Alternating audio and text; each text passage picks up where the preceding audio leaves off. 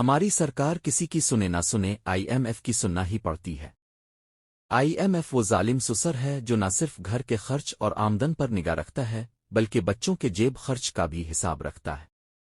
I am F کی تازہ ترین Pakistan report بھی حسب معمول تانوں کو سنوں اور ڈانٹ ڈپٹ سے بھری ہوئی ہے۔ اس رپورٹ کا محور وفاقی احتسابی ادارے نیب کی 2 برس کی کارکردگی ہے۔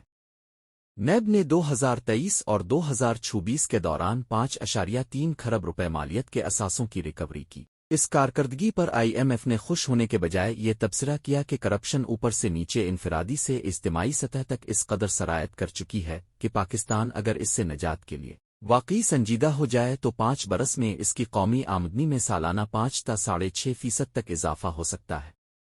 آئی ایم ایف نے اپنی رپورٹ میں صرف وفاقی اداروں کی گورننس پر فوکس کیا ہے۔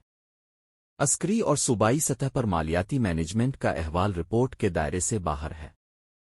جب عمران خان نے آئی ایم ایف سے قرض لینے سے انکار کیا تو یہی حکمران عمران خان کا مذاق اڑاتے تھے، لیکن آج یہی آئی ایم ایف اداروں کی کرپشن کی کہانیاں سنا رہا ہے۔ ویڈیو پسند آئے تو چینل کو سبسکرائب کریں اور لائک اور شیئر کریں۔